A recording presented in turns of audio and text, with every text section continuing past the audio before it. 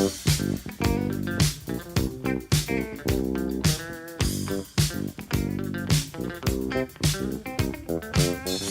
cookies. I love cookies.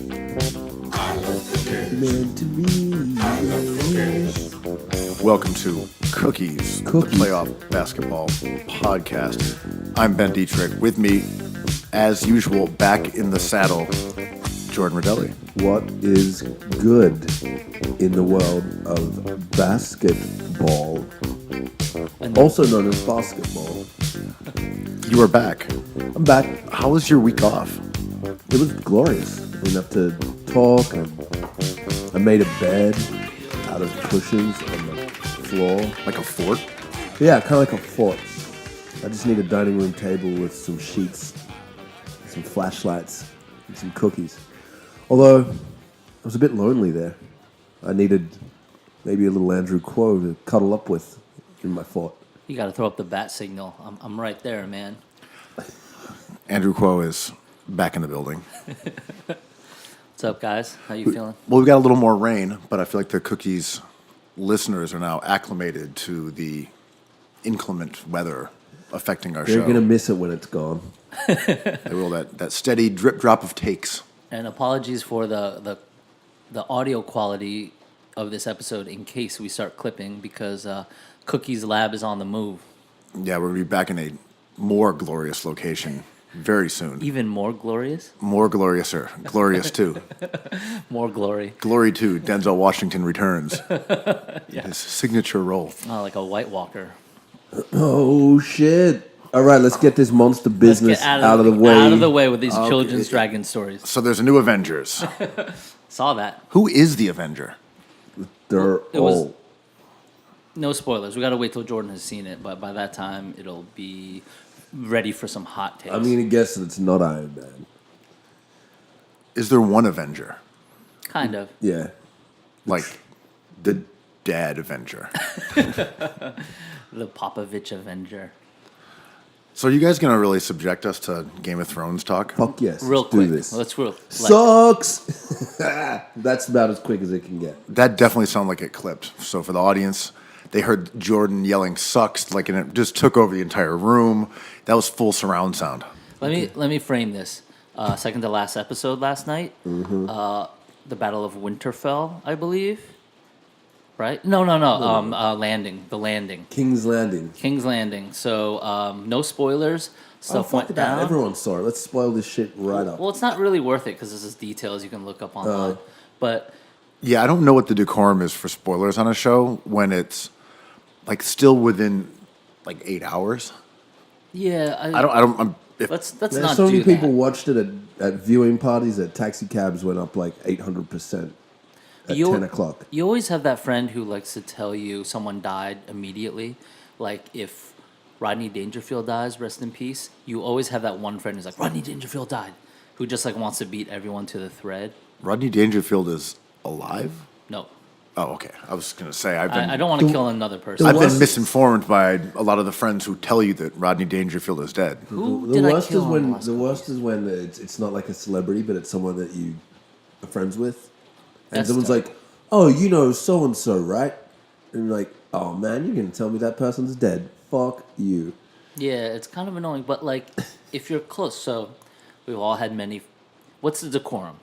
Like I think in the small circle of friends, you gotta like sort of like a TV show. You can talk amongst yourselves for a second, and then you can like start spreading around after a few hours, sort of like Game of Thrones. Now, This is about deaths. Yes. Agreed. Yeah. Yeah, you hit up people that... I've watched it. that and or I'm close to it. The weirdest thing now is someone dies and you find out about it on Instagram. And then you're trying to decipher the message. Like, did this person die? And then you have to, like, text someone and try to get to the bottom of it. But you're like, are they just saying you're a good friend? Yeah. That they're missing them because they're out of town or they moved to L.A.? Yeah, and then you have to go to that person's own page and then to see that they usually get like 10 comments, but on the last picture they have like 200 comments, and you're like, something bad has happened. Yeah, no, it's a grim calculus, if you will. Yeah. I want to put metrics. You know what into else it. is grim? The writing on Game of Thrones. Quickly, let's go through this You quickly. can try all you like, Ben, but That was a pretty good effort, though, to quickly segue into a totally different conversation. But I apologize. The War for Winterfeld, no relation no. to Seinfeld. Knots Landing. look, Don Knotts Landing. after next week, you'll never have to hear about Game of Thrones again. Kind of like after this week, I'll never have to hear about the Sixers again. Well, Game of I Thrones is find doing I find that prequels. highly unlikely. Game of Thrones like up for like 2 prequels, right? They're doing like standalone projects. Yeah. Game of Thrones too. More Thrones. So quickly, why do you think the writing's terrible? It's rushed. It's rushed. It's rushed. Like nothing seems to happen for a reason. Like people just randomly in similar locations to other characters, just so they can have a little tussle, as it may be, and there doesn't seem to be any real conflict going on with each of the characters individually, which was what made them so rich and valuable in the first place. Your critique a few weeks ago was that it seemed as if the characters were arbitrarily running into each other to have reunions. Now they're arbitrarily running into each other to fight. Yes, to fight or die. And not necessarily from fighting. They're just taking pieces off the board that they left on the board for way too long. And now it's like, oh shit, we got 4 hours left to kill everyone. Let's go. And I agree with you, but that take was on the internet quite a bit yesterday, and I was trying to like grapple with it a little bit, especially after seeing the results of the Sixers game. And I'm like, wherever you frame any story, whether it be like starting with Sam Hinkie, Allen Iverson, or maybe Joel Embiid's tummy troubles, the ending is always going to feel rushed when it's over, right? So when Kawhi Leonard hits that shot, you're just like, oh, it was that one shot that did it. Are you trying to bait me into a Sixers conversation? Not yet. I don't need Hold to be tight. baited here. Hold tight. Okay, all right, sorry. I was like, my ears are perking up. I was trying to sleep as you talked about Winterfell. Wait, is that the Winterfeld music? It's kind of funky. That's like the Seinfeld slap guitar, Winterfeld. Is that right? Oh, I didn't know that was the Yeah. Seinfeld slap guitar. Isn't that the sound? Is it a slap guitar? Is that a slap guitar? It's a slap bass. Slap bass. It's actually a keyboard. Little fucking tidbit for you. That Seinfeld theme was different every single episode.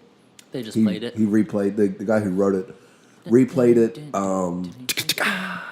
Yeah, well, like, so Jerry would have his fucking, excuse me, Jerry would have his opening monologue bit at the comedy club, and he would play the notes around the cadence and We're sure the about rhythm this. of his. Yes. Okay. There's a nice YouTube clip of him doing it. Which is a shout out to the best HBO series of all time that kind of is ending too, called Veep, which is incredible. That just had its series finale yesterday. And no one cared? I cared a lot. I think that show is so funny. It's unbelievable. Anyway, back to the Thrones. Yes, Arliss.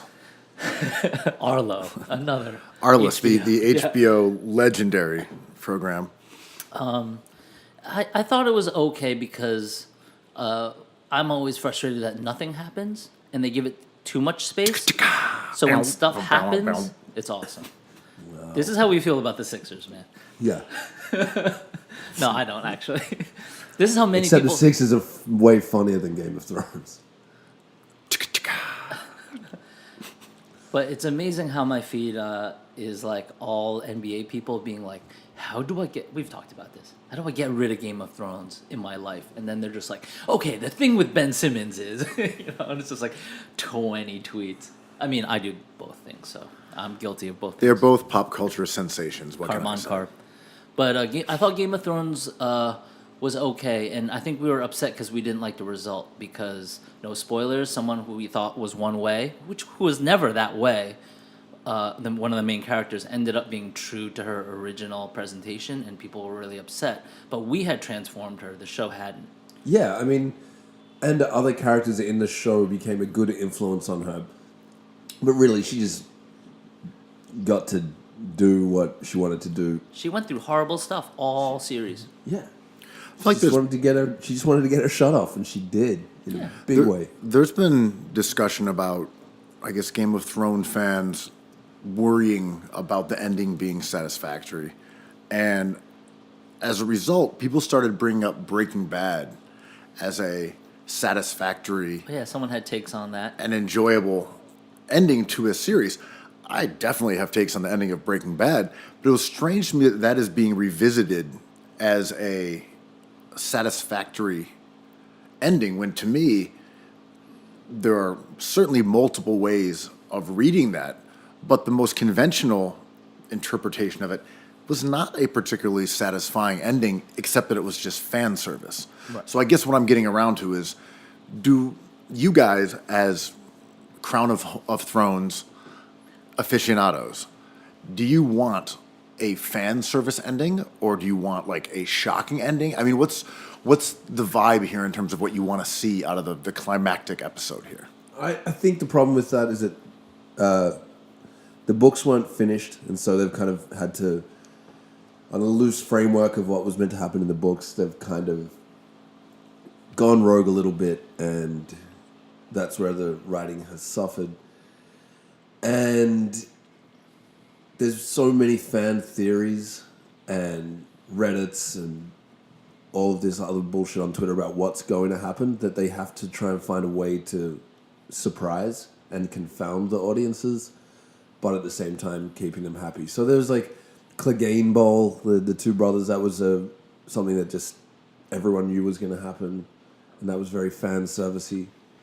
So I think like I'm gonna have the annoying take. Shocking here is the Here first we go. the first annoying take I'll ever have, right? And last. But I think like with shows like that and Seinfeld and Breaking Bad and Mad Men, you have to, and Lost, you kind of have to teach yourself how to watch it. Sopranos, another one that was controversial. Love that ending too, Roseanne. I think like you have to teach yourself how to interact with the thing. So, for example, in Game of Thrones last night, I think a lot of super fans were kind of upset that one of the main characters, who was about to align with a narrative, commits a heinous war crime, and upsets a lot of people. But I'm like, well, this is just what commentary is, right? Like, she's doing this bad thing, so they're talking about this thing that they think is bad. Because we see the bad thing happening doesn't mean that she is bad. We're watching a show about people doing bad stuff. Just to backtrack a little bit, what was the thing with Roseanne that her family was murdered by refugees? They, in the show itself, they won the lottery and then opened up like a loose beef sandwich shop, and everyone was happy. And in the last episode, Roseanne wakes up in a mental institution, and Dan had died of a heart attack, and she had not won the lottery. It was like Jacob's Ladder at the end. No spoilers with Jacob's Ladder or Brazil. Editor's cut, where the whole thing new was a movie, dream. Jacob's Ladder. Yeah, the whole thing was. I mean, Jacob's Ladder was the best, right? But it was all a dream. I used to read Thrasher magazine. But that was the Breaking Bad take that I've indulged in, is that the last episode is obviously supposed to be read in two Lost different ways. as well. Yeah. One that you can say, he did exactly what you wanted, it's fan servicey. Walt goes and gets rid of all of his enemies, he makes amends with the people he cares about, and then you can look at it this other way and say, actually, everything went wrong, and he didn't even begin to make amends, and it was the worst case scenario. He died in the car. 100%. did. Of course he did. Died in the car. Oh, has Ben ever told you the proofs that we found? He's listening to a cassette tape of Marty Robbins' The Last Gunfighter. And we looked up when that song was released as a single, and it is the fictional birthday of one Walter White. I love that stuff, man. Like, have you read the stuff about? And the song, yeah. the song is about a gunfighter who dies, and as he's dying, he fantasizes about going back to his hometown to save his one true love, and dies in the process. And a couple more fun points about this is that, right, the cassette falls out of the car, out of the glove compartment, and it shows it, and it's Marty Robbins' album with the song El Paso. And then the keys fall from the top, and then his whole mission embarks. But also, along with what Jordan said, in the song El Paso, he's going back home, he gets shot, and he dies before he gets there, and then he sees his beloved right before he dies, he fantasizes about being in her arms, and her name is Felina, which is the final episode of Breaking Bad. It's so crazy how the Knicks lost the '99 championship because we're talking about Breaking Bad now. What's going on, man? Let's talk about the ending of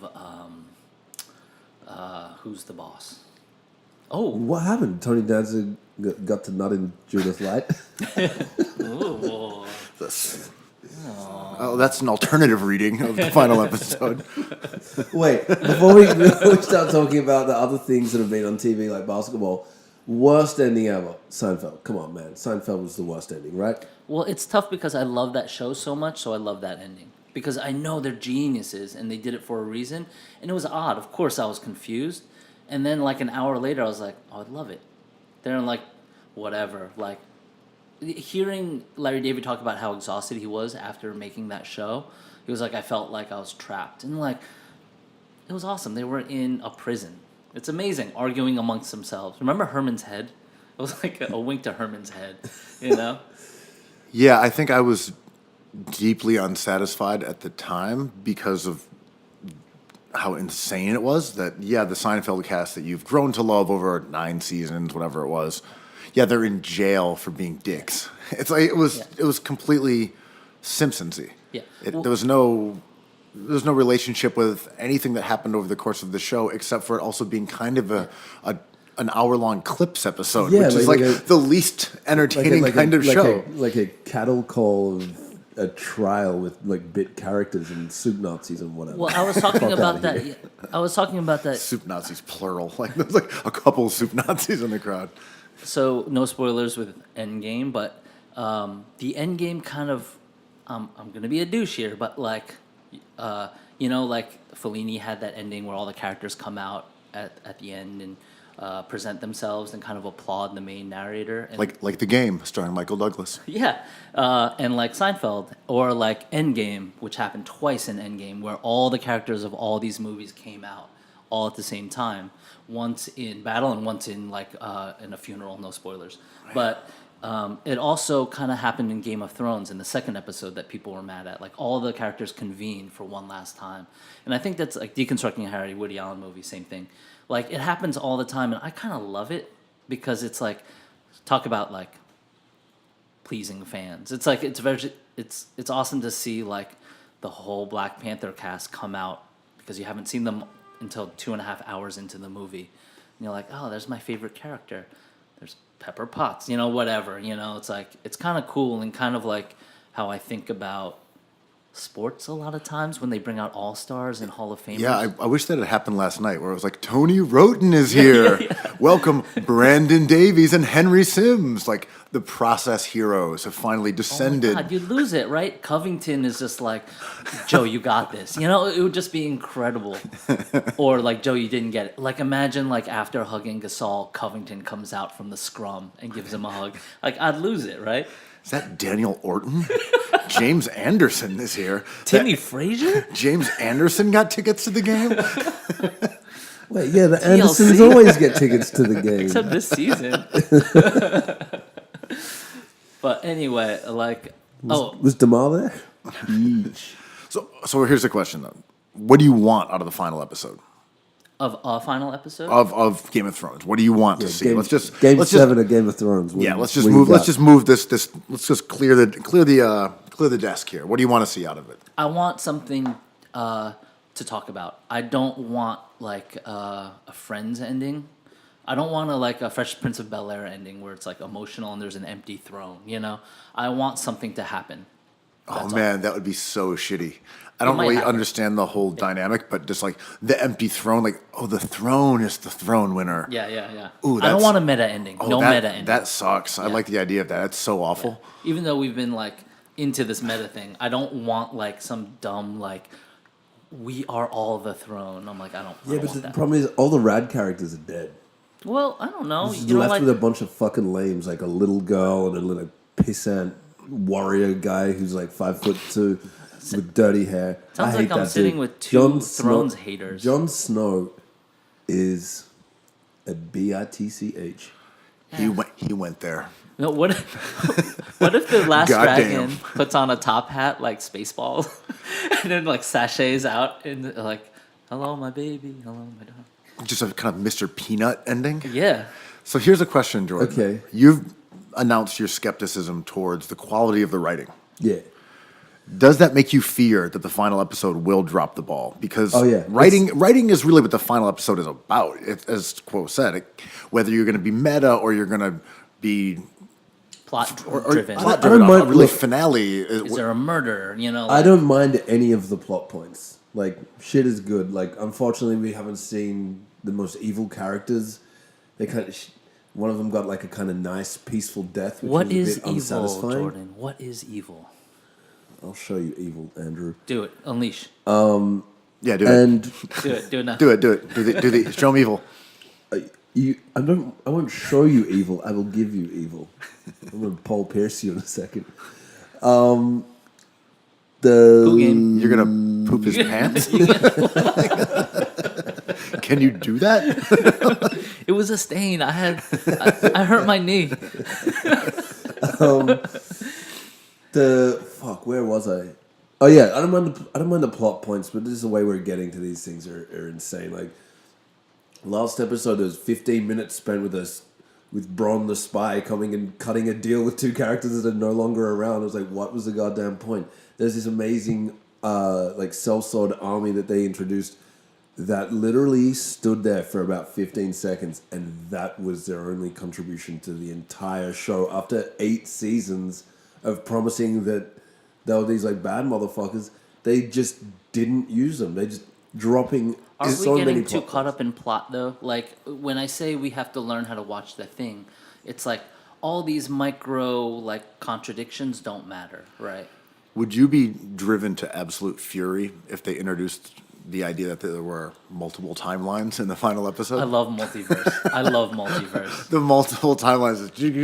That really grinds my gears. Well, there was a viral video of the Unsullied and his girlfriend, no spoilers, dies a few episodes ago, and people were really upset about that. So he posted something on Instagram of him dancing to he was singing like the So Def Jam All Stars, you know, like, and she was dancing with him, and he was like, "We're happy in the multiverse," and everyone was really pleased by that. And like that's the whole Endgame thing. The Endgame is about multiverse.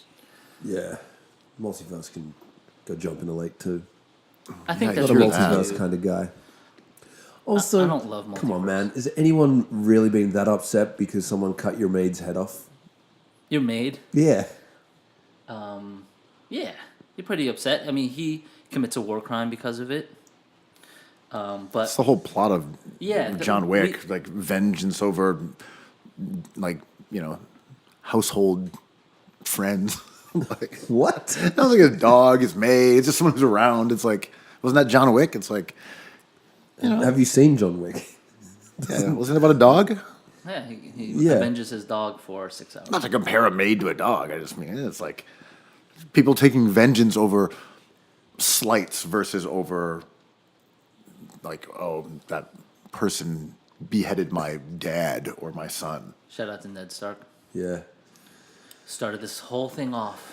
Trust the process. Speaking of Northmen, shall we get into we got to talk about Twigs. We could pass Twigs. I saw Twigs this weekend. what's Twigs? FKA Twigs. Oh, The Armory? Mrs. Pattinson, I presume. Is that still a long happening? time ago. I know. No, if someone's trying to convince me that we're married, and I said hell no. Big fan of hers. She played the Park Avenue Armory, which is like my favorite room kind of in New York, other than Grand Central. So Twigs was very much an emblem of, I guess, the sort of sonic and like nightlife and fashion sense of a few years ago. Ghetto Gothic. Ghetto Gothic, No Wave. Alexander Wang, No Wave, shout out to the Sham God Hour, Sham Dog Hour, so many classic programs. How has it aged over that 5 years that now feels like a goddamn eternity? Eternity. It was awesome. It has aged well, but it felt more like nostalgia than I was ready for. Like in my mind, Twigs has all these new sounds, new ways of doing things, and then when she started playing, I'm like, oh, this reminds me of when I was younger. It was a surprising feeling. Still awesome. A big fan. Was it new music or old stuff? A couple new songs. She released a new track, and then a lot of old songs. But it was kind of like theater, like where she would have. I think she did 4 costume changes and like 2 different set reveals. So things like went through where a song would end, and there would be like a rumbling of music, and then they would present like a new set, which was kind of cool. I saw her perform I want to say one of her first New York shows, or at least once her name got out there, and I was thinking it was at Webster Hall, maybe. Yeah, I remember that. Yeah, I mean, she was really good, but to your point, that was very like, this is of the now. Yeah. And you looked around, you saw Venus and all the ghetto goth, like Shane from Hood by Air. It was like that whole scene was there, and it was that time period. It's interesting because I haven't really heard anything too much from her since. She's still good. She's gonna put out an album, but this kind of like I'd like to move quickly through like the Wu-Tang documentary that me and Jordo saw, the 4-hour Showtime thing, and we can get into whether it was good or bad. But the thing that really stuck with me was that scene. There's a scene where Raekwon in real time is like, "Dudes, we fought for so long, and we're so old now. It just goes by like a flash. Like we were on stage, and now we're here as old men." And I was like, "Oh." Raekwon the chef is telling me this shit is real. And that's kind of how I felt during Twigs. That's kind of felt like going into game 6 of the Sixers series. I'm like, we spent a lot of time with these guys, man. Time goes by like that. If you don't enjoy this thing now, when are you going to do it? Like, we can criticize it being good or bad, but like, let's enjoy the last Game of Thrones, because that's it. I don't know. Like, the Wu-Tang documentary kind of more than anything just showed me like how quick everything is, because I remember buying that tape and being so excited about it, and now I'm like a middle-aged man. Yeah, 25 years ago. Yeah. And you think of the way that athletes end up broke. You're like, well, of course they do, man. They're getting money when they're 22. Yeah. You're like, this is life now. Yeah. And then it's like, snap your fingers. You're 34 and you can't earn a living anymore doing what you just did for your life up until this point. You're like, yeah, but everyone loves me. I'm a professional athlete. Money grows on trees. It's like, no, actually, you have to own a car dealership or something, dude. Spreewell spent $27 million. How? I'm like, I can spend $27 million in an hour. Give it to me. Watch me. Yeah, it's so easy. I'll take that, and that. Like, cool, you're broke. I'm like, what do you mean? I'm Latrell Spreewell. Yeah. I make millions a year. I need to feed my kids. But, like, Jordo, did you like the Wu-Tang doc? I loved it.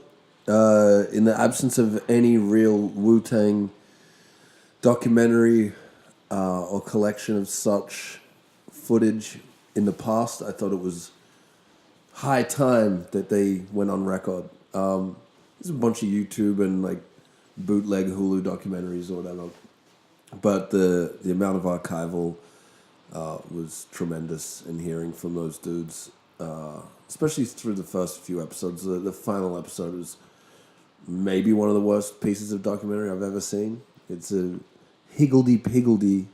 Ooh. You hate to hear Jordan break out the Hate to HP see word. it. Hate to see it. Look, I don't enjoy Oh, scene. Higgledy-piggledy. higgledy-piggledy. I don't like using these words, so don't make me. True. Sasha. True. Go off, King.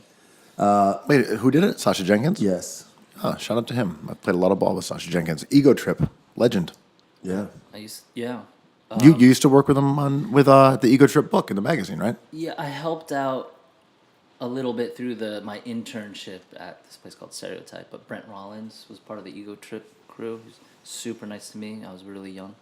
So I love that magazine so much. Yeah, I just think Sasha Jenkins, as someone who came out of the music writing world, Sasha Jenkins, definitely a legend in that sphere. Yeah, kind of like related to NBA Twitter and all this good stuff that we like now. Like Ego Trip was a big deal, man. Ego Trip, and then I believe he was one of the guys who started XXL, which was a place that I wrote a lot early in my writing career, and I guess arguably the first place to pay me like real money for articles. So shout out to Sasha and Double XL and everyone involved with that. Yeah, make a better movie. Fair enough. I'm but just movie giving was- credence to the guys. Yeah. The movie was done with love, and it felt like the people making it, Sasha and the whole team, like they really love that band. And I think like I'm in the business of like selling paintings that hang on walls and get dusty. You know, like you just put a frame around something that you like and it's good enough. Like the Wu-Tang is the best. They are the best, right? And like that first album, it ages well. It reminds us of all these good things. So just put a frame around it, and I thought that was successful in the documentary, but it didn't really show us anything. Like we've always heard like they hate RZA, but there was none of that. ODB dying, I think, was really tragic and changed them, but we didn't really get any of that. We just got a lot of like Lords of Dogtown stuff with like, then they did a kickflip and changed everything. So, Jordan, when you were talking about the archival stuff, I unsurprisingly have not seen said documentary. Mm-hmm. I am familiar with the clan of Wu. Yes. What kind of archival footage are we talking about? Was it the same kind of stuff that was in the movie The Show that came out probably 20 years ago at this point? Or I don't know what movie you're talking about. Oh, The Show, the Biggie tour movie. it was kind of like a Def Jam movie, I believe, but it had arguments between You God and Method Man were shown in it, and then there was I can't remember if it was like Snoop was in it, maybe I forget. It was just basically like a hip hop. riots around the screenings of that. That was like kind of a thing. It was kind of the big first hip hop doc, but it was also done about guys who were big at the moment. It wasn't retrospective. It was more like kind of we'll throw some cameras around these dudes. And the Wu-Tang hated each other, and I was like, let's go 4 hours, let's do this. And the whole vibe of this was like, we're brothers, man. For 4 hours, I'm like, dude, I know you guys didn't like each other. We saw this go down. Like you just stopped being on each other's albums. Yeah, totally. Everyone hated each other except Ray and Ghost, you know? But we didn't get any of that in the documentary, and that's why I kind of love the Tribe Called Quest documentary. I love that band too, but like, Fife hated Q. And in the documentary, he was like, yeah, I'm not going to give you anything more than that. This guy's a dick. I don't like him. And Q would try to be like, yo, dude, but like, aren't we family? He's like, not anymore. It was insane to see. And then he dies, right? And it was just insane.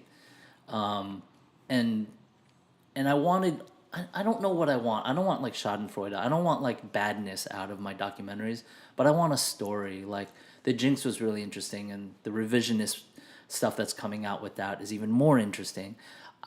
Like the Eagles documentary, the first part was great because they tried to make a documentary that would like frame their work on a wall, but instead you were like, oh, you guys are maniacs.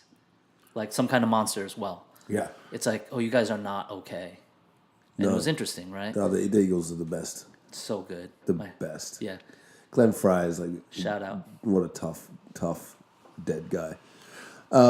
Really quick, before we get back into basketball, I'm back. You guys just cock teasing the Sixers for at least this, at 32 minutes. Oh, wait. The who? Go on, Jordan. Let's talk about something else. This American Nightmare, this Suge Knight documentary. Fucking killer. That dude is crazy. He is super interesting. I'll watch any documentary. Really, really interesting. It doesn't go too deep, and it's sort of most of the interviews take place pre him murdering someone with a car. So dark, man. But Like, he's a very, very interesting fellow. So The legend of him seems like it could never have existed today, where he hung Vanilla Ice out of a hotel room until he signed over his publishing and then started his empire with Ice Ice Baby money. Like, that's crazy. That's very 90s. so 90s. And like, I know all these SoundCloud rappers are like dying in droves, and people are like, what's up with rap and violence? I'm like, I don't know, but it's still happening. Like, remember when Snoop shot somebody before his album came out and the guy died and it was ruled self-defense? Like, that was kind of crazy. Puff Daddy killed someone in the club, and Shine took the rap, and Puff Daddy's like, fine. You know, like, he's a big star. A lot of stuff went down. Yeah. I mean, allegedly. I mean, the baby killed someone recently. He's all right. He's out, free. Gucci killed 2 people. Yeah. Or at least one, and shot another one. Maybe they both died. In self-defense, as they were trying to kill him, right? Yes. That In is his house. that is a important clarification. Right. There's 2 people tied to BMF, I think, and Jeezy during the beef came for Gucci and left with their left soulless. And when we get the Gucci documentary eventually, we'll all be excited to watch it, and it'll just be like, I was a poor kid that came from nothing, and then I made it. But I had troubles with money, but I got through that too.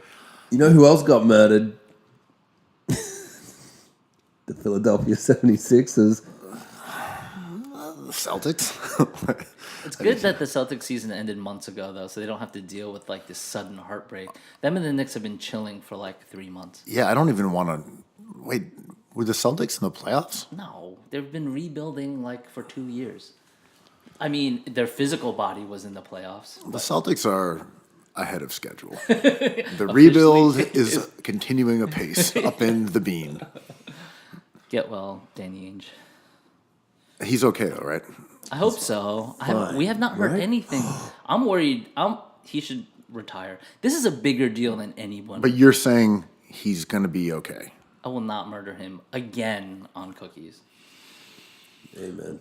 Well, I'll text you if it happens, though. I'll try to beat everyone to it. Yeah. No, Ainge dead. Quo's the guy texting everybody, just zipping through his instant messages. Ainge dead, copy paste. Ainge dead, Ainge dead, Ainge dead, and then just wait, just wait for really no, yeah. And if I'm wrong, he's like, I mean, killing it. He's just killing it with trades. Oh, that's awful. Get better, man. He's gonna be okay, right? 100% okay. Ainge dead. Jesus Christ. Well, you are killing it today. Wait, what if he dies today and it's your fault? It's never my fault because, as Game of Thrones taught us, nothing matters, and we don't have any influence on our fate. That checks out, actually. He's right. I haven't seen the show, but what he said about him killing Ainge, like, I'm buying it. Whatever he's selling there. Joel Embiid in tears, really hard to watch. Okay, let's just get this out of the way, Please. because I feel like you're baiting me again here. Okay, so tell us what happened last night, Ben. In your own words. well, I was In your own gonna words, say we now what have. happened? Hold on, hang on. We now have the Eastern and Western Conference Finals are now set in stone since the last time we spoke. The last time me and Kuo were here, Jordan was off on vacation. So now we have the Sixers eliminated, and then we have Toronto against Milwaukee, who eliminated the Celtics. On the other side, we have Portland, who won a Game 7, going against the Golden State Warriors, who ousted the Rockets. Of course, we're going to talk about the Sixers. Do we want to talk about the Rockets-Warriors at all? Yeah, sure.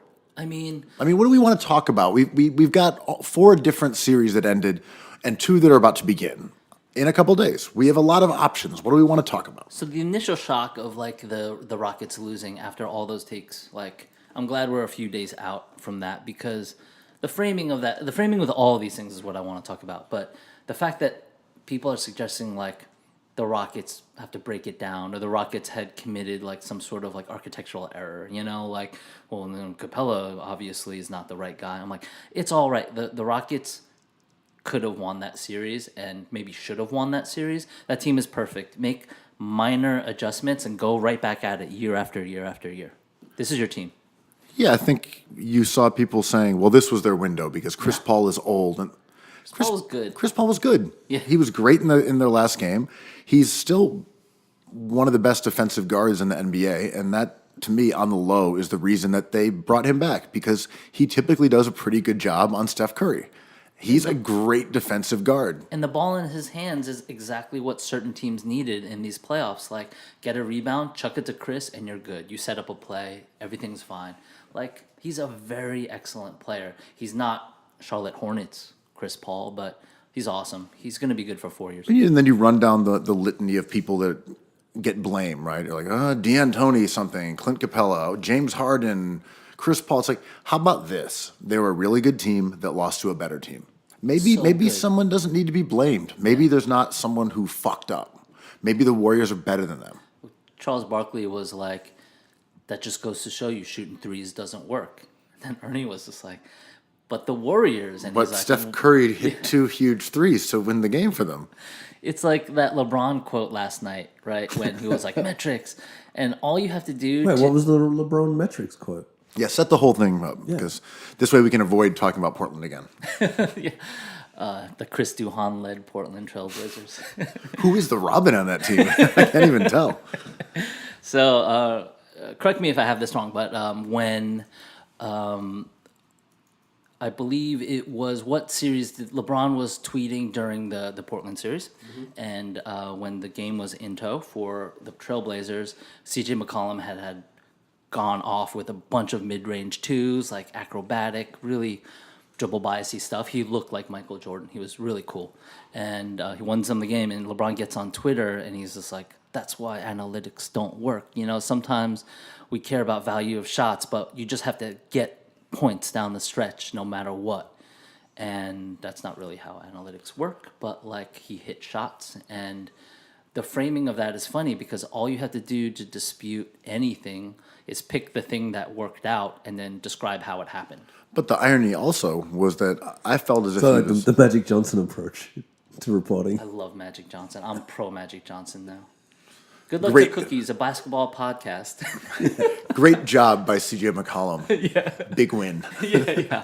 Good shot. Yeah. Kawhi Leonard hit what might be the biggest shot of his career. No, he doesn't even go that far. He's just like, now they have to play the Golden State Warriors, another great team. Looking forward to the battle between the greats. Yeah. Giannis and Kawhi, two amazing players. There's only 4 teams left. Good luck to them all.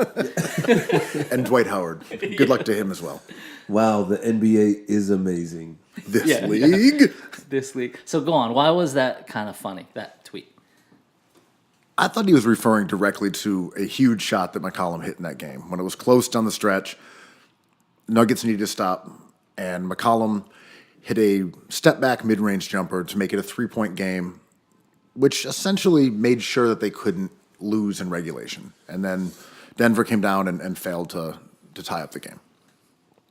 If you do the math to that, you just really need two to ensure that you don't lose. While a 3 guarantees a win, the difference between McCollum shooting a shot that he makes at 55%, a pull-up jumper in the lane, versus what he shoots from 3, which is probably 35%, makes it clear that via analytics, he shot the right shot, which was giving you a more than 50% chance of not losing in regulation versus, say, pulling up a 3. But it brings up the major point that even someone like LeBron, who is a basketball genius, who has hired analytics guys himself, or maybe that was Durant, but LeBron got really into analytics, and he clearly plays with those numbers in mind, still thinks of analytics as just meaning 3s. Right. Like, that's it. Like, what do you mean by analytics? 3s, layups. Right, But right. because a 55% shot in that scenario makes total math sense. Right. And I think people get confused with analytics in terms of like predictability. They're like, well, if analytics says that, then how come you didn't win? It's like, well, analytics just gives us probability. And it gets confusing, not risking going into the sin bin, but a lot of people like myself have trouble with that with football because of the scoring. 7-3-2. But you always score to win the game. So in basketball, you don't want to like manufacture the clock and the amount of points. You just you want to get as many points as possible. And analytics kind of always points to that simple kind of principle. Well, and analytics change based on the situation. When we're talking about 3s, we're talking about the points per possession. We're not talking about one possession in a game via a specific player in which the results of that play have different probabilities of how they're going to affect the outcome. Right. It's just saying 3s are worth more than 2, man. Yeah. Like that's literally all that analytics are from the perspective of the 3s skeptic, which somehow still exists, which is so fucking bonkers. And it's weird because like the after the dust of analytics settles, it's always the same story. It's like, just keep it simple. It's like, well, what do you mean? It's like 3 is worth more than 2. Someone had a great article. Well, here, the article itself, I can't remember if it was a great article, but it made a really great point. I'm not trying to shit anybody. I just don't want to, say it was a brilliant article. But there was a point that I hadn't thought about, which was that James Harden getting fouled on a 3-pointer is worth more in a points per possession standpoint than an uncontested dunk. and you're like, whoa. I'm with that. It makes sense. Yeah, that because that checks out. he probably scores like 2.6 points on that shot. Right. Because he gets fouled, and he's a good foul shooter. Which is incredible. Which is nuts. Like, Harden, if he can draw that foul, it's better than like someone cruising in for a dunk. It's better than a Steph Curry wide open three. Right. It's the best play in basketball by like a huge margin. Yes. Unless it's in a playoff elimination game, and then they're not worth shit. Then it's worthless. Because analytics. Well, I was kind of frustrated at Jamal Murray because in that game there was that crucial chase down block that C.J. McCollum got on Murray. Murray shed his first defender and went up for a soft layup on the left, and he didn't see McCollum. McCollum swatted it, and that was kind of the game. Are we goaltending truthers on that play? It was close. I thought about that, but also I was like, he should have dunked, and we wouldn't be even thinking about this. And then I turned to the coach. I'm like, I hate blaming coaches for anything at this level, at this stage of the series or season. But like the Denver Nuggets look tired, and I'm like, they're not a shallow team. They have Monte Morris. Like, substitution patterns, like these micro substitutions here and there, like... Give Wancho some burn. I like Wancho. But just, like, put him on a man and just have his hands up. But, like, Murray had to dunk that ball. And that's an analytics thing, right? It's like, you don't get your shot blocked if you dunk it. And, as we know, the slam dunk is the most ethical of all basketball plays. Did you call it a slam dunk? The slam jam. Slam-a-jamma. The slam-a-jam? The rim rocker? The rim rocker. All right, let's stop talking about these Nuggets and Blazers. Let's go back to the series that we really want to hear about, which is the Philadelphia 76ers. So last night was a heartbreaking loss for the Philadelphia 76ers. Kawhi Leonard continued his malevolent robot reign of terror. He didn't really even play that well. In terms of he took a zillion shots and he made enough of them. He scored 41 at the end, though? Yeah, but I think he shot like 36 shots or something. Yeah. I could be Kobe wrong. Line. It's a Kobe line. Very Kobe-stany. But right, so it was a tie game, and at the last second, Kawhi Leonard hits a baseline fadeaway with Embiid lunging at him, and it hits the rim 4 to 5 times, and increasingly... You need to add that 5 times. Four times. At a couple berserk angles, and then nestles into the net. Allen Houston-esque. It was amazing. It was one of the most memorable shots ever because he was so well defended. That wasn't necessarily his shot, and we were just like ready to go to OT. 4 seconds, like you'll give him a fadeaway shot in the corner.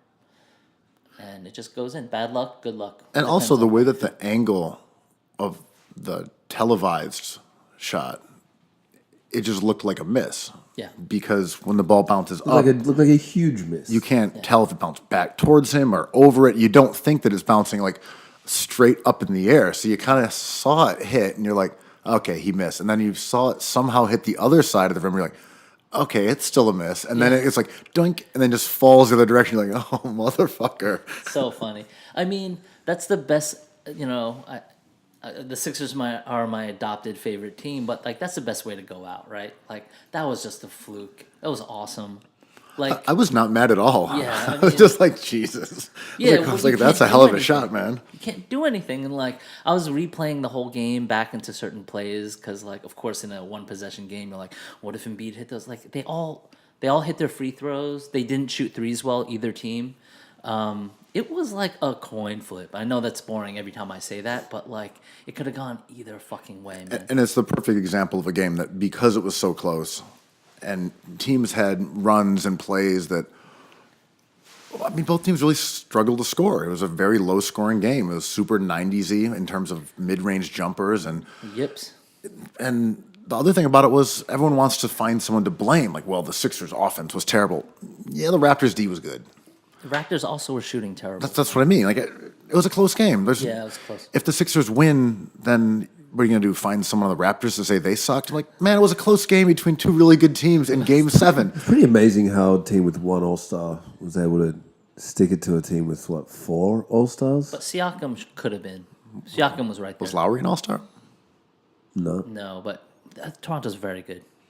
Well, Toronto was the better team by record and by ratings and stuff. I think that series, you could say they're pretty even based on the culmination there.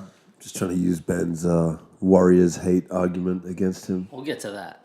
But first, we got to get out of business, Yeah. which is the 76ers. So my main thing at this point is that let's see, what do I want to talk about? I don't really have anything to say about the series itself, other It's than hard that, to like, say anything. because the 2 games were blowouts that the Sixers won, 2 games were blowouts that the Raptors won, and the other 3 were flip a coin. Like, It's hard to dissect this thing. Both teams were evenly matched. Both teams are probably not as good as the Rockets or Warriors. but there wasn't even like a theme you could say this plagued the Sixers, except for one thing we've talked about. Ball handling. Was lack of ball handling and not having a backup center. That would be my one takeaway. You look at the plus minus. Embiid yesterday had a plus 10. He barely sat. Greg Monroe had a -9 in 1 minute. Yeah. It's like if you hadn't traded Muscala for Boban, which didn't make any sense, and when you go back and look, it wasn't even about the money because they made respectively $5 and $7 million. You could have sorted that elsewhere. That was the difference. It was. I told you, it was just to keep Toby happy. Yeah, but He wanted he to bring dies. the BFG with him, you know?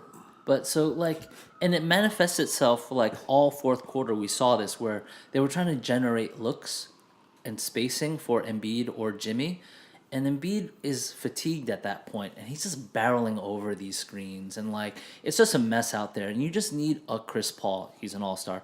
Anybody, Tim Frazier out there with some ball handling skills, dribbling around screens. So Philly had 3 really bad possessions down the stretch where they basically ran into the shot clock. Maybe one of them they got off, 2 were violations. And they were crucial possessions. And, we can all say that's much worse than someone missing a shot. Kind of. Yeah. Kind of. Yeah, You people take check up a dunk shitty shots. shot, and it's kind of the same off. thing as having You had a chance, though. It's like not getting a shot off. But anyway, people were really critical of the Sixers' offense and Brett Brown. And they're like, well, look, you have Ben Simmons, who's got to kind of play in the paint in these scenarios because he can't really shoot. You have Embiid, who's tired and Pau Gasol on him. Reddick can't Marc dribble. So Reddick can't dribble. He can't pass. He can't generate his own shot. TJ's out. And He then, can't play. but I just mean it's all Jimmy. it's Jimmy, and he had Kawhi on him. And Tobias messing up the spacing because Tobias is trying to figure out where to go. And also Tobias can't pass or dribble. So you had a couple of unitaskers out there who were shooters. You had Jimmy with Kawhi on him. You had Ben who can't shoot from the perimeter, and Joe who can't do much either. So it really was one other ball handler out there, and you find your matchup. Because Jimmy on Kawhi was not a great matchup. And I think and we could talk about every team in these terms, but with the Sixers, it's annoying because it's clear to see, and it's also on paper it's very clear to see. And post game, I think the story is not only the way Embiid acted, but also what did the Sixers do from now? Because even before the game started, it was like Brett Brown's job is on the line. I'm like, how? Why? All right, I'm going to tactfully say something that... Go off, King. No, I got to be tactful. Is that... Do I have to be tactful? I really don't want Never. to be tactful. You're never tactful. A few weeks ago, we talked about anti-Brett Brown rumors that were circulating, and you got to wonder who would want to get those out there. And you should look for someone who, hates Brett Brown, but also hates the Sixers. Wait, Be careful here. I'm just are saying. you blaming me for this? Brett Brown's an Australian coach. That's your guy. He's not an Australian coach. He was a coach of an Australian team. I apologize. But, when this rumor comes out right before Game 7, a damaging rumor that's designed to upset players in the team, it's not coming from someone in the organization. You think someone from ownership is like, let's get this out? Of course not. It's someone who hates the Sixers and hates Brett Brown. So if you want a suspect... Sam Hinkie, get off the computer. Was it Ty Lue trying to vacate Brett Brown so he can get a job? We know exactly who that was. Yeah. And, it's just ridiculous. You bring Brett Brown back, obviously. You bring back everybody. Tobias, I think you can make that decision to see what's out there. I would love to... Pat Beverly's unrestricted. He made $5 million this year. You could probably get him for $6 million. Go out and get him. My thing with the Sixers is that if you're going to look for issues that need to be changed, just list them. Brett Brown is literally the one on the ground. Embiid, Simmons, Brown. But you can say Embiid, he needs to shoot a lot more threes. He would benefit tremendously by Yeah. taking 10 threes a game and playing a little of that Brook Lopez style of play where he becomes a feared three-point shooter, and if you leave him open out there at all, it is going up. And would be a role for him that would allow him to get back on defense. He wouldn't get as tired. He wouldn't turn the ball over. He would stay out of the post, which would allow Simmons to take advantage of mismatches.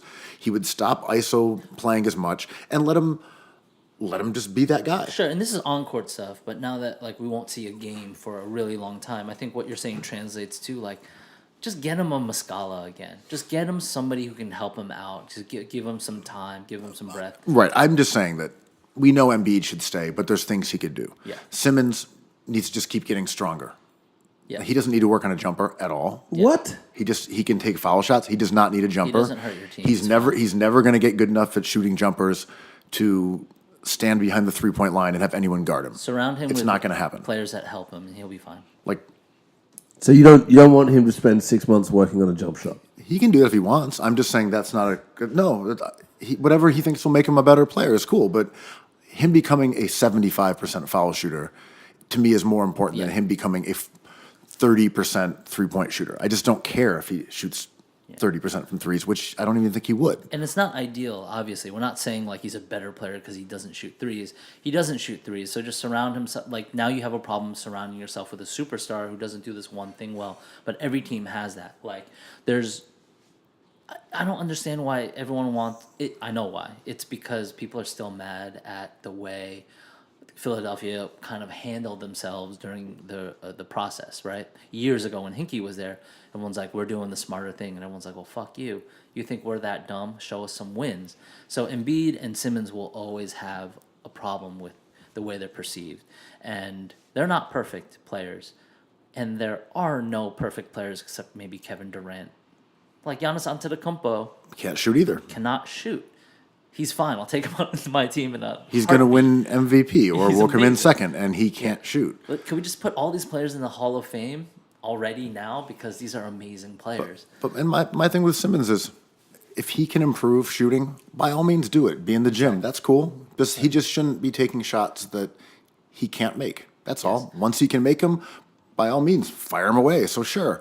But if he becomes a better post player, that's a big deal. If he can start guarding centers and be your backup 5 and can't get pushed under the rim, that would be a big deal. He's 22 years old. He hasn't even come close to putting on man strength. If he gets jacked and is able to play 5, that's a different player than he is right now, and he gives you a lot of leeway in the people you surround him with. So you think so?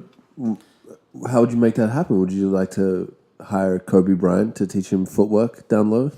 Is that what you want? You're You want the man now, dog. You want some of that Kobe? You want some of that Kobe action? I want that Elijah tutorial. How's them apples taste? Yeah. Who's more poisonous as a trainer, Drew Hanlon or Kobe Bryant? Kobe Bryant. I don't know. I think they both just. Oh, it's crazy. Has Olajuwon worked for anybody? Yeah, Because like he's famously like the one. LeBron, Right? Kobe. He gave him the footwork in the post. Okay, Olajuwon checks out. Does Kobe check out? I feel like Kobe was pretty good in the post. He had some No, as a mentor. the Kobe system. I did learn some Italian. It's crazy thinking of the guys who worked with that pair. Like okay, we've got Embiid, who's become a worse 3-point shooter every year. You've got this guy who I forget his name exactly, but he reminds me a lot of Luol Deng, but kind of Martell Webster. Maybe a floor ceiling type of scenario. He's kind of like he's that sweetener that comes with Gordon Hayward's contract. Yes, I can't remember his name. The Tater. Yes. The Tate Man. But Little man Tate. he started shooting tons of fadeaway, one-legged mid-range jumpers. And then, of course, Drew Hanlon was the guy who turned Fultz's career around. Philly, get excited. So I found myself kind of fixating on Fultz last night because I have a terrible take, which is like they shouldn't have traded him for Jonathan Simmons and just used him for defensive, specific situational defense. Just like have him guard the guy at half court and then he can dribble still. You know, his yips weren't associated with his ball handling. So just like it hurts to not have him be guarded, but he was good enough to keep on that team for this run. I'll say this to that point. I'm not a Fultz believer. I don't think he'll ever be. I'm not trying to be harsh. I think it is a long stretch to say that he's going to go from what we've seen for these 2 years into being like a star player. I think that would be a surprise. But yeah, if you could take Ben Simmons off the court, because he has to come off at some point, and put on someone besides Jimmy Butler who can dribble, even if they can't shoot, that's okay, because you can get away with one non-shooter on the floor. You just can't get away with two. And there was one stat that regarding Simmons that was just outrageous. I think he played something like 40-plus minutes aside Greg Monroe in this series, and had scored 7 points. Right. And then his numbers, I think, were similar with Boban, where you basically got a full game plus of Ben Simmons being absolutely a non-factor offensively because you were playing non-shooting centers alongside of him. And I don't know why the Sixers and Elton Brand were thinking in terms of like the future instead of just being like, okay, Markel Fultz cannot shoot right now, but he can move well, he can play defense. It's going to look weird, but we have to win right now. Jonathan Simmons doesn't even play. This draft pick that they get in 2020 that's top 20 protected is not on the court. Like, keep Fultz there for the time being and then unload him this offseason. No shaming. No shaming. But the funniest part was we were talking all this shit about the Sixers not having guards for 2 years, and then at the deadline, they trade away Landry, Shamet, and they trade away Fultz. And they trade away their stretch center. And they don't get Jerry and Grant back, who's just sitting there doing nothing. Like, Jerry and Grant dribbling around helps the Sixers. But they went from having no guards to having less guards. I know. No kink shaming. You're shaming. I shamed them. So So anyway, what are they going to do without Jimmy and Tobias? my gut is that Jimmy comes back because they can pay him more than other people. $50 million or something. That's it. I think. Absolutely do that. Oh, I mean, that's without question. This is my last little thing about the Sixers in terms of my. Oh, really? In terms of this minute that I'm going to. If Jimmy Butler walks and the Sixers aren't able to get another star, Don't sign Tobias. don't sign Tobias because you will be cooked. And that will be it. That will be the end for the Sixers because Tobias Harris is not a star. He's a solid player. He's not a star. If Ben Simmons and Joel Embiid are on that team without a Jimmy Butler, it doesn't make sense. That's an OKC Thunder waiting to happen. 2 stars, good team, fun to watch, no chance at a title. If you have Jimmy Butler and those 2 guys, you can win a title if you have the right supporting pieces around them. They work perfectly together. Great defenders, one ball handler who can also shoot enough, a big weirdo who can handle the ball. Don't forget about Zaire. I mean, I'm just saying other parts. You bring in a Beverly, a Zaire, whatever, Mike Scott, whatever the other Gotta parts read. are. Yeah. They're It's- okay. But those 3 are a championship core, and 2 of them are still really young.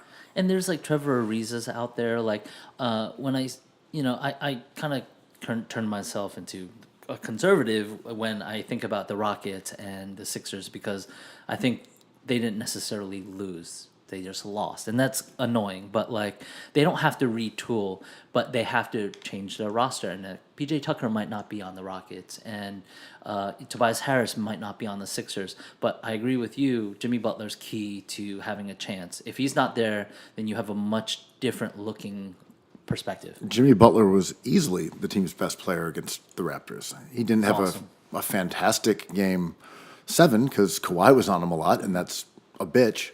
But he was by far the best player on the team, and he made huge plays down the stretch, including that layup where he bounced off Serge Ibaka and tied up the game with 4 seconds left. So Yeah.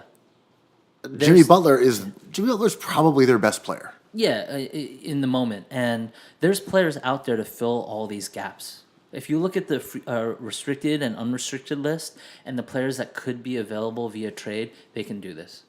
It's right out there for them. They were, after all their machinations, they were basically a Luke Cornett and a Tim Frazier away from going to the finals. Pry Luke Cornet Can from my I- cold dead Knicks hands. Yogi Can Ferrell. I ask something? The thing I liked about last night was watching Joel Embiid cry. Why did he cry? Was it just he's upset about losing in Game 7? Was he think it upset was about tied to getting that. scored on? Or was it just like more deeper shame of not really having a great series? Was he crying because he can't? What do you think? I think he was disappointed in himself. I think he said that today. Two games that he really just didn't show up, and then one game that he had a monster game where he kind of like showed out a little bit. He's a little bit big for his britches. Oh, too much joy. Oh. The Too joy much police joy. is logged on. Was he hot dogging it? Yes, Real Frankfurter out there, if you ask me. Look at that wiener. A little too much dip on his chip, according to old Redaelli. no, I'm just saying. I love watching Joel Embiid when he plays like that, but he only played like that one game. A little too much salsa on the old tortilla. Oh, maybe he can hot dog it when he's put in the work. Yeah. He's got those buns. Maybe when he lays off the milkshakes and loses a few pounds, he can get out there and, pretend to be an airplane. I'm just saying, man. It's all fun and games until someone hands you that big L. Well, Big Al, rest in peace. well, being a funny troll like Embiid is, he comes from the same exact place as him crying, right? Yeah. And I think we'd much rather have that than Kawhi Leonard or Damian Lillard or C.J. McConnell. Like, this is what I want personally, which is like not the Jordan Kobe thing, not the ice in my veins thing, because like Joe is awesome, and he was crying. That was a really hard to watch moment with him and Marc Gasol. It was really like it took down kind of like the Twitter snark a little bit, and like Marc Gasol seems like a really great guy, and Joel Embiid also seems like a really great guy, and to have that exchange on tape, I was just like, we can't handle this as a community, like. Right, we're going to make fun of Embiid for, like, leaving it on the court when all we want is for people to leave it out on the court. Yeah. And I get it. When he was walking to the locker room and you could see his face kind of contorted, I'm like, oh, this is going to be memed, and everyone will make fun of him for showing emotion. But, like, isn't that also What we want. the whole point? Yeah. I wasn't making fun of you. I'm not saying I was you were. making fun of you. Oh, I understand game. that. You were mocking my tears. Yes. But, yeah, with Embiid, I thought it, to answer Jordan's question, I think it was a combination of all that. He was exhausted. He had played 40-some minutes. He's a guy who is not in incredible shape. He sat out 14 of the last, 20-some games of the year, and he was physically exhausted. And he hadn't played well, and he had been sick. So I think it was a combination of just, literally just gutted in that way by emotionally, physically, and losing on a crazy last-second shot in a Game 7 in, more or less his second rodeo. And I always bring up this Walt Frazier quote that he always says about the Knicks. It's like the Knicks don't know how to handle prosperity. And I think about that in the playoffs, and the opposite is true, right? Like that documentary with Chris Webber in Michigan was also hard to watch when there's camera footage of him walking into the locker room, and it's a long walk through the hall, and he just looks like he's crushed. And it's like we want these highs and lows from all these players because it's what makes it fun, and we can put it in a neat box for us, like triumph or failure. But then when you think about what someone like Embiid goes through as a really young man, I'm like, yo, I can't even handle this, man. The guy missed 2 years due to foot injuries. His brother got killed in a car He's from accident. Africa, He doesn't speak the language that well, and you're like, now there's all this pressure, and he also adds to it to himself, as you said, Yes. with his own personality. He puts a bullseye on his back for Yes. mockery and scorn, but also he is Leaves rewarded himself by open the for it. attention. Yeah, is Jordan crying? Well, I think playoff time, I think Game of talking about Thrones. Embiid's story has softened him up a little bit. Yeah. No, it's like when you yawn really hard, with listening to Sixers talk, sometimes Tears. My eyes are squeeze. sweating. yeah. What is this water coming out of my Yeah. eyes? It's actually eye snot from I've been asleep for the last 30 minutes. And these sniffles when you talked about Embiid's journey, that's just cocaine. Oh, it probably was cocaine. No. Well, another thing I thought about was like people are propping Kawhi up rightfully because he's a great player, but being like, I got a couple texts that was just like, that's what the clutch gene is, and that's what winners do. I'm like, dude, he sat down a season because he was mad at Greg Popovich and demanded a trade. Now he's gonna leave this team. Like Morals. Kawhi just quit on his team for an entire season. And he's He gonna didn't even quit on this team. He got quit in the playoffs. He didn't do shit. And like we were talking about this all last season as this was happening. I'm like, has there been a more dastardly move in NBA history other than Kawhi Leonard sitting out the season in spite? Like, no. Greg right? Popovich has lost his wife. Yeah. The legendary coach is struggling, and Kawhi has quit on the team. Yeah. Like, Kawhi is a villain. Of the utmost. Man, they did something to him. I agree with that too. Like but we don't know, there's something right? something fucking weird there. Like Yeah, Kawhi's not weird at all. The guy, totally normal human being over there. like someone like someone like touched him in the bathtub or something. Like there was some really weird shit going down there. Like just to sour on your team like that. Well, I think We've it was, talked about it. Sour on Sneaker Uncle money, Paul. man. Sneaker money. Yeah. Those New Balance dollars. No, it's Those Jordan sold brand. out, Jordan right? brand stuff. Jordan brand. Oh, because they wouldn't pay him. Yeah, because he was in a small market, and he doesn't have a personality. And to that end, his post-game interview was like one of the worst interviews I've seen in any sport. To the extent where I was like, respect. They're like, well, how did you make adjustments on that final play with the timing when you saw Embiid coming over? He's just like, it's a lot of hard work. I was like, that's crazy. I was like. It's like when you're on the phone with an automated thing, you're like, motherfucker, can you just give me the operator? Like, cannot understand what you're talking about. Like, just like, how did you get the shot over Embiid? Hard work. Amazing. I mean, he does not give a fuck.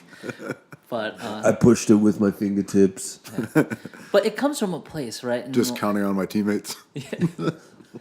and like, I don't know, like immigrant players don't do that. Like it was ironic that it was Marc Gasol that met him in the middle of the court because like he's not from America either, and he talks about missing home quite a bit and being uprooted from where he started playing basketball, and like them meeting on the middle of the court was complicated, right? And also when he and Siakam kind of embraced because they're countrymen and sure. Joe was a mentor to him in ways. And Siakam wasn't there like, yeah, it was just like, Jesus Christ, this is heavy. Yeah. He gave him a quick dap and like moved on, and like they're super close, and that was complicated too. And like I always forget where these people come from, and where Embiid comes from is something I can't really understand, and will never be able to understand. And for him to like start crying, I just like it kind of breaks my heart a little bit. Yeah. And as you said, it was the lifting of the veil, and he's always been an emotional guy, and you get that his humor is actually part of the emotion. For sure, yes, it comes from the same place. But one thing about the kind of path that Embiid got here, and these losses, and they're kind of part of NBA playoff lore, and the way that Jordan was forced to go through the Pistons, or LeBron had to triumph over the Boston Celtics, also in the Pistons, but the way you pave your road to greatness is steamrolling teams that are better than you, and you take your lumps. And I think that's why the Warriors rub some people, myself included, the wrong way. Because the year before the Warriors won their first championship, they were ousted in the first round. When they came in... Well, that was Mark Jackson, right? Yeah, exactly. It was with Mark Jackson. The Lakers, was it? High pick and roll. I forget who they lost to in the first round. Maybe the Clippers. But they lost in the first round. They were not viewed as an up-and-coming dynasty. Steph Curry was really cool and interesting, but not viewed as being great. Or a superstar. He was Draymond wasn't utilized, right? Or was he even there? he was there. already. But they lost in the first round. And then all of a sudden became this Warriors team that we've seen going to the finals twice, adding Durant, and now in the pole position to go back and probably win, or maybe win another title. And to me, that has always been missing from the Warriors, I guess, ascension. They never had those playoff wars where they had to like fight their way through the Spurs to get to the top. They didn't have to overcome the Miami Heat Does LeBron with LeBron. count? He does, but they kind of didn't get past LeBron. That's true. And, with all this talk of coin flips, they actually lost. Like LeBron, that kind of created LeBron's whole legacy, beating the Warriors. But we can't blame them for all that, right? Because, like, them being the alpha is just like blaming a tall player for being tall. Like, LeBron isn't better than Jordan because he's physically more gifted. I'm like, but that's a talent. So how dominant the Warriors have been recently is like, it was one guy. It was Durant, right? What you always say. Yeah, I mean, we were talking about this the other day, and I always liked the Warriors, and I rooted for LeBron to beat them because I like LeBron, and that had to happen.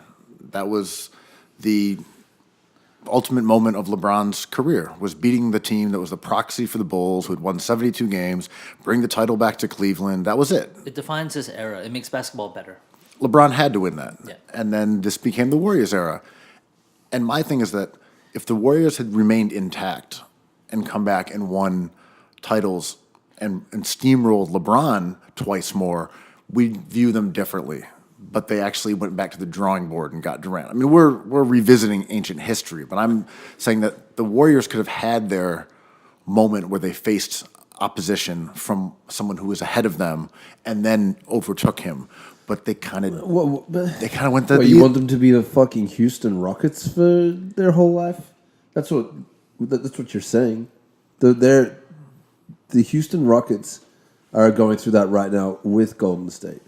So you think that they should have to go through that in order to be good? It just makes no sense. I'm not saying anyone has to do anything. Well, no, but to earn the respect of one Benjamin Absolutely. A. Detrick. Well, it defines the Mavericks, right? Going through LeBron in that series. Kind of, LeBron creates Dirk.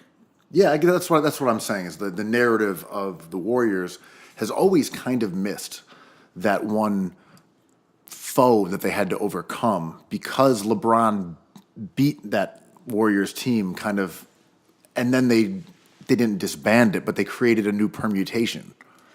I totally understand what you're saying, right? Because the star of Endgame was Thanos, right? And then you had a bunch of other people, and defeating him defined like who the Avenger was. And let's bring it back. But and Thanos is very ethical. But you're right. Like, you had sent us a few impassioned texts when that was going down, being like, vacate the Warriors wins. They're a fraud. And I was like, right, because you're talking about Bill Russell and the Celtics and Havlicek, rest in peace. Their rings are vacated. Oh, also Danny Ainge, rest in peace. Hey, he's okay, though. Kuo. It's okay. Okay. Just making sure. Peaceful. Peaceful, like with his hands laid across his chest, or Restful. restful. There we go. Russell. Mindful. But Eternally sleeping. and that's where the frustration is, right? Like the Warriors with the Splash Brothers were this incredible developing team, and personally, I kind of wanted to see them play longer without Durant to see what this was, if it was sustainable. If obviously, I think 3 points are always worth more than 2, so they probably would have like kind of changed that whole discussion of analytics a little bit. But I guess that's all my whole point is. When I gripe about Durant, the Warriors, and that not being particularly valid, it's kind of that. They cheated us out of the trajectory and the ascension to being a great team by short-circuiting it. No one's denying that they're awesome. No one's denying that they're the best team of all time. Like, for fuck's sake, we were saying they were the best team of all time before they had Durant. Like, no pun intended, but do you guys believe in the curse of the lottery? Like, do you believe in that people who win the lotto have worse lives? No. But you know what I'm talking about? Yeah. Like, certain things are set in motion that are maybe some things that someone who has come to that much prosperity cannot handle because they don't have the build up to that point. They instantly get it, and they kind of go into they make incorrect decisions sometimes. Yeah, it's like if somebody gave you $27 million, you'd spend it in an hour. In an hour, it would take me 10 minutes. But right, there's higher rates of suicide, interpersonal relationships get frayed and ruined, There's crime. lawsuits, et cetera, et cetera. Yeah. Like bad things befall you despite the fact that you have what we all dream, untold riches dropped in your lap without working for it. And that no is conflict. but that is also an appropriate way of looking at the Warriors. Yeah, They were, we've all seen Mr. Deeds so my thing Yes, is, we have. many times. I know exactly what you're That Blackfoot talking about. is good. if Richard Pryor can spend the full amount of Brewster's millions, Are we all the Fresh Prince? Just dropping into Bel Air with that money? Beverly Hillbillies.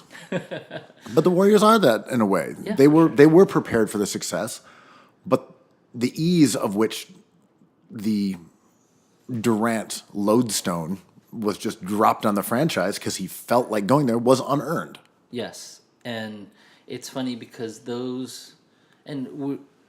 didn't expect to talk about so much about where these players came from, but like Thompson and Curry were children of NBA stars. So like when they see all this prosperity coming, they're just like, yeah, my life is sick, man. Now we got Durant. This is awesome. You know? It's like, let's go. I can be a Robin. It's fine. Just as I expected, things are coming up clay. Chocolate milk, swish. But I love that. I don't love that Durant got injured, but I like that he's off the table. I like that in one way or another, like the queen is off the board. So here's the question with that. I'm not sure exactly when he's supposed to return. People are saying he'll be back for the finals should they manage to beat the Portland Trailblazers without him. How are they going to beat Chris Duhon with his low end triple doubles? 3 Robins. He stopped taking those smart 40-foot shots. So they I just have can't no believe they were chance. able to beat Denver Not without taking those smart 37-foot step backs because they're really good shots. They're great, especially when Dame shoots them. So like it should have been at least 10 times a game.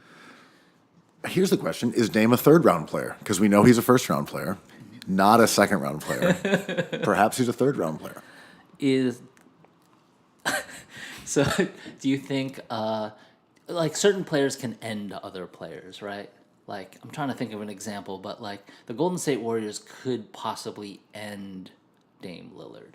Like okay, this is outlandish, but if the Trailblazers believe that they're a piece away and they think Dame Lillard's the one and he is a top 10 player and they're like, okay, we're good to go with CJ. We're not going to trade him anymore. We got this far with him. Dame, CJ, Batman, Robin, cool. All we need is Nurkic to come back and we'll re-sign Cantor. And then they don't make the playoffs anymore. I know what you're saying. And in some ways,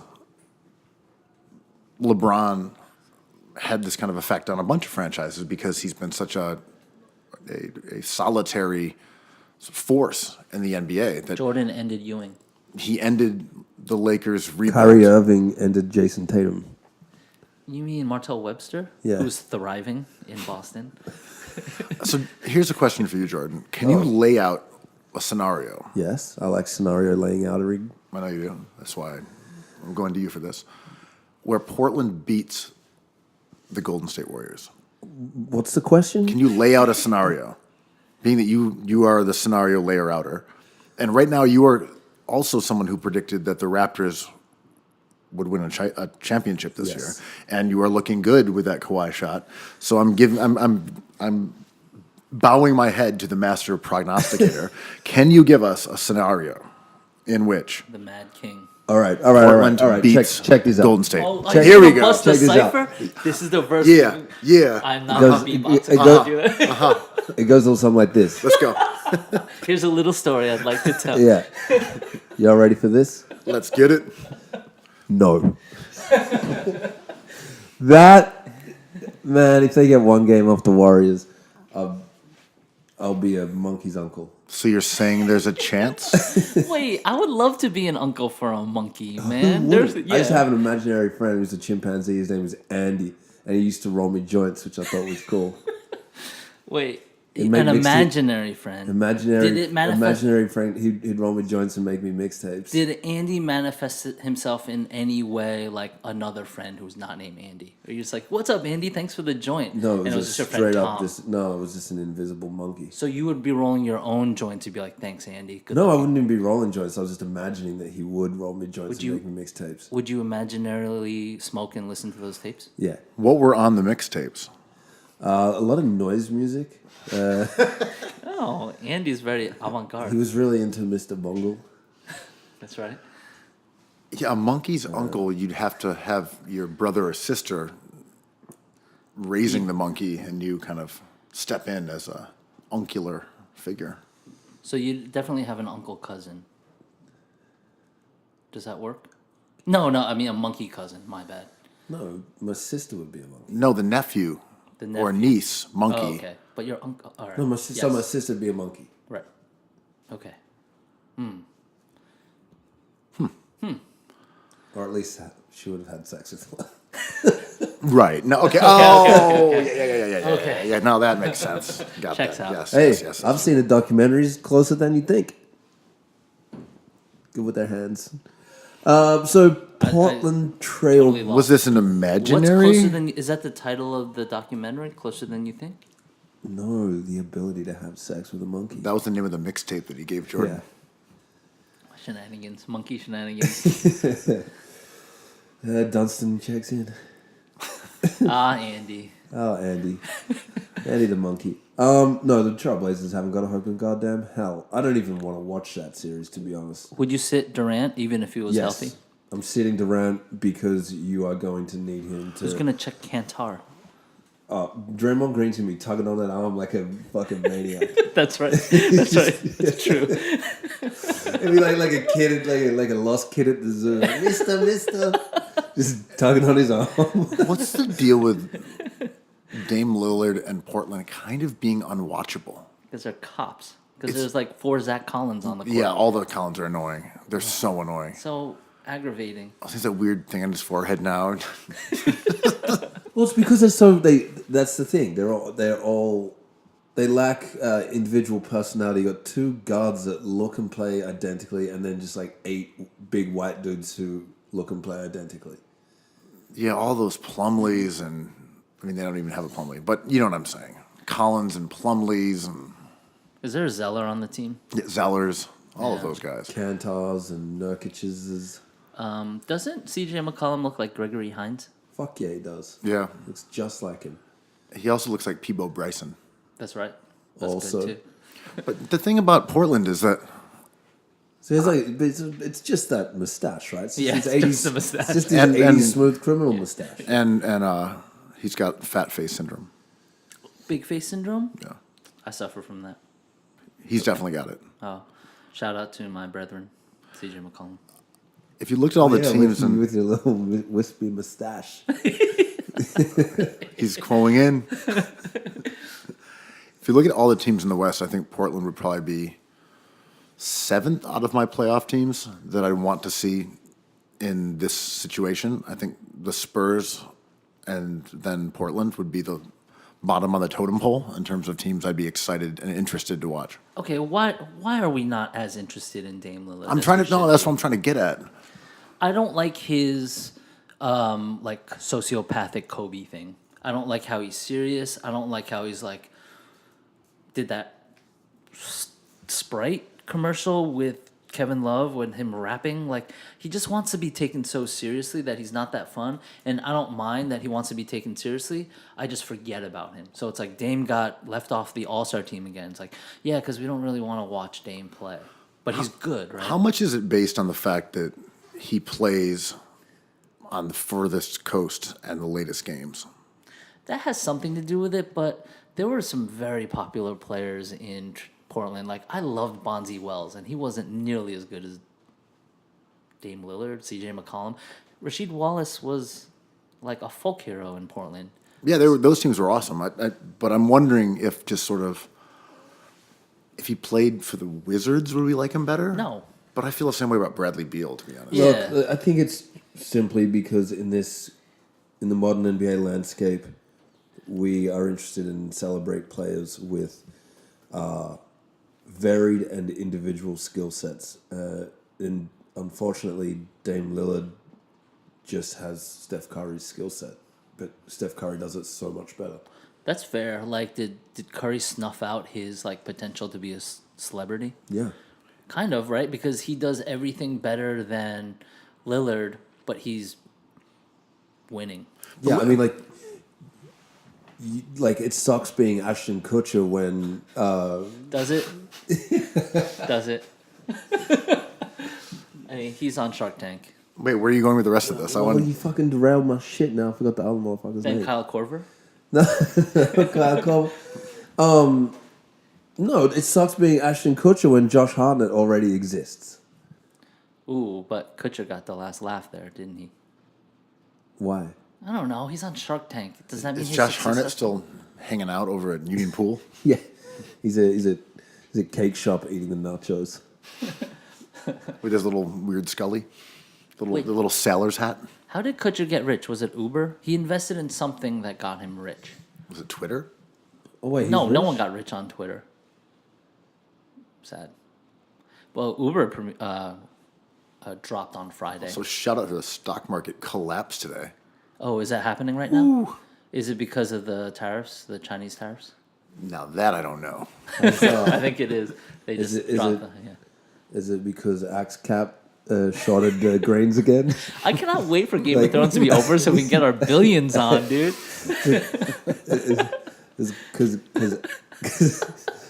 Something with Axe pork Cap bellies. predicted fucking typhoons and all the mango crops are gone. But yeah, Uber was kind of a disappointment. It was supposed to be one of the most profitable IPOs, but then people were kind of doing the Zion Williamson thing, being like, I don't know, it's not Wait a perfect. minute, where are you going with this? It's not perfect. You're saying that Zion Has is potential. the Uber of the Kuo big board. So you're But saying you would buy Zion- Uber. You would still buy Uber, though. And you would still buy Zion. Yeah, you have to buy Uber. Uber's not going to tank. So Steph Curry's Uber. Did Uber go to Duke? Well, all these companies, without getting into anything that would make me sound knowledgeable, Yeah, I all don't seem know to be anything. just hemorrhaging money and waiting for the IPO anyway. Yeah, which is a fine model, and other companies do it. And the IPO could prop the company back up, potentially. But there's a lot of competition. It's not perfect, but it's here to stay. Someone's going to get rich off of this idea. It just might not be Uber. Every time, Yeah, so you got to be like the third to an idea, Got to right? be Blink 182 to get Green Day to get that punk money. but then you look at Instagram and remember how it was Instagram or Hipstamatic, and they were basically pretty much the same thing, except one of them had more of a social media element than just being a filter, and then that ended up being multi-billion-dollar company, and Hipstamatic is worth roughly the same as the Cookies franchise, Which is a ton. which is billions. But Quo spent it all in 1 hour. Can we talk about the Lakers? Can we talk about the protest? Jordan, will you allow this? If we do it in 5 minutes, Okay. Quo? 5 minute shot clock on Lakers talk. I think Knicks fans used to be the worst fans in the NBA, but the Lakers fans are taking the lead with this new protest because I used to like Lakers fans because they were like, we won, eat it, we have championships, rings, but now they're doing the whole Knicks thing, which is like, my father had championships, my older brother got to see Kobe, what do I have? Nothing. Get rid of everybody. And I'm like, yo, it's been 6 years. Also, enough with the gravitas of fans of teams who have been losing. It's so easy being a fan of a losing team. It's easier than yeah. Watching the Sixers over the last 2 weeks, fucking excruciating. It was awful. I know. I'm kind of glad. When they're the done. Sixers were winning at 12 games, like, ha ha, oh, they lose again. But here I know an obscure player who hit a three and I can talk about him. You're like, no, this is aggravating. But also, all right, we have to take Knicks and Lakers fans seriously. When Knicks Oh, fans wait, are I like, thought I gave Quo 5 minutes, and you're eating up his 5 minutes. He didn't even get to say what he wanted. Stop the clock and then get it back to Quo. Quo gets 5. No, I want to hear Jordan's take on this. What do you think, But man? I was going to say, but Knicks fans sit there and say something about Rolando Blackman. You're like, oh man, yeah, you are long suffering. Charles Smith missing the layup. Yeah. Remember FireLaden.com? What was that? I don't know. But Jordan, do you think Lakers fans have joined the Knicks fans as the worst fans in the league? I thought the Celtics fans were the worst fans in the league. Okay, yeah, but they're like so far behind the rebuild from these two teams that we Yeah, don't I have said to it's a talk fan about of them. like winning teams is hard. Like it's easy to be a Celtics fan. I mean, I think going forward, this should be known as the Rambus effect. The gift of the Rambi. The gift of the Rambi. I don't know if they've replaced Knicks fans as the worst. I'm actually kind of into what they're doing. Like The protest was sick. That was protest, cool. like stand up. That one guy was so great too. It was I'm not awesome. sure if Jordan saw the clip, but there was a dude who had his face painted half gold and half purple, and he had maybe a ponytail, or he was a ponytail-looking guy. Might have worked at the Magician's Palace or whatever that thing is called. With Sean Livingston, cool. Go on. Exactly. And he sat there, and then they asked him, I guess how to change the team, and he gave his plan. It was like, first, fire everybody. Second, get all the good players. And then they like smirked. And I was like, Wait, he's been hanging out with Magic Johnson? But then I thought about it and I was like, yeah, do that. You are correct. he's right. Listen to the guy with the painted face. Yeah. He's got this. yeah. Keep it simple, stupids. It was like, first, you fire everybody. Then you get all the good players again, or something like all the best players again. And then he was like, smirk, like almost like gleam in his tooth or eye. So today's like Frank Vogel, check. Jason Kidd, check. So it's Vogel then. It's Vogel. It's official. Wow, what a misstep. Cool. I mean, Let's get the guy who hasn't done shit. Offend the guy who's done everything. do you think he's going to bring back Roy Hibbert? He's still like, what, 26? He's like 23 years Hibbert old. Laker again? Again, yeah. Dude, that's all they do is like bring back ex-Lakers legends, right? Does Hibbert have the Laker mystique? Yes. Oh, LeBron really fucked that one up, buddy. But they could still be amazing because all they have to do is get like one guy and LeBron's back in business. Here's the thing, right? Has LeBron been consulted on this? Because my understanding is this is all just the Rambi and the buses, and that LeBron is kind of out of the inner loop in I don't terms think he's of in, man. what the Lakers are up to. Shout out to Tyronn Lue. Dude, who's there's no cell phones on set. That's what they're waiting for. He's on- consumed with Space he's Jam on that, too, He's on that sound stage. He's on that green screen high wire act. jamming on that eight and a half foot hoop.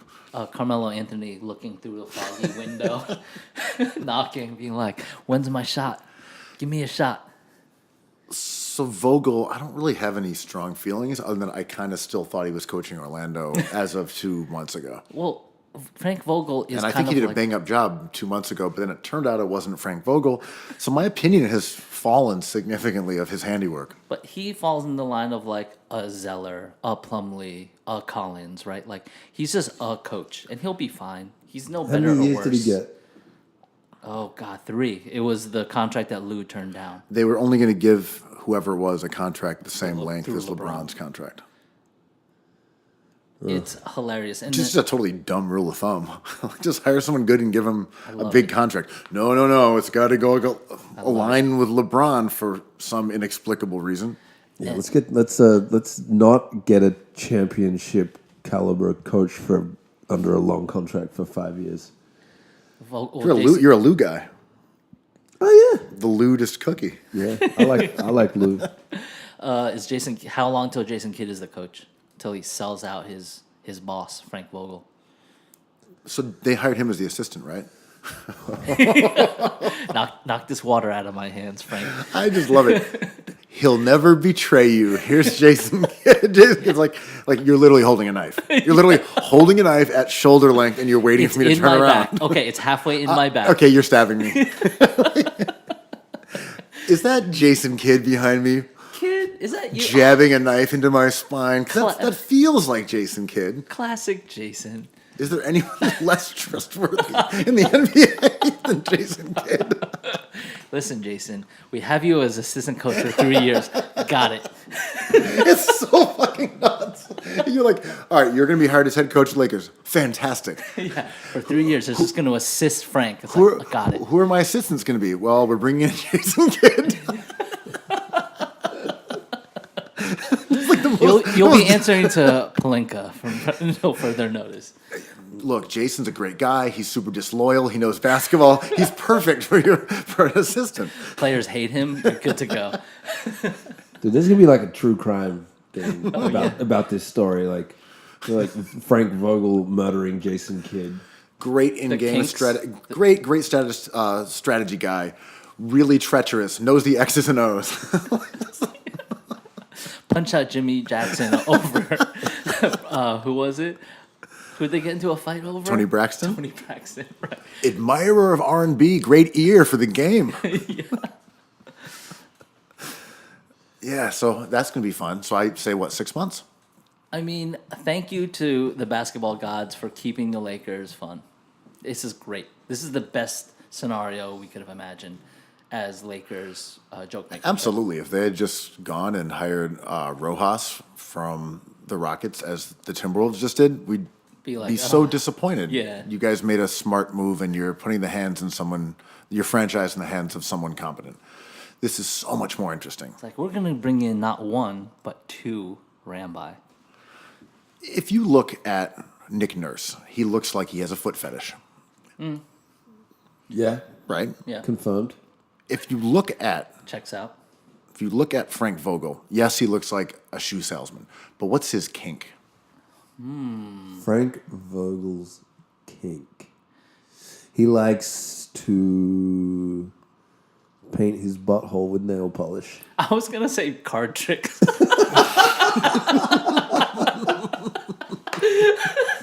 Wow, we're on two different wavelengths. Well, he's the Tyrone ludist.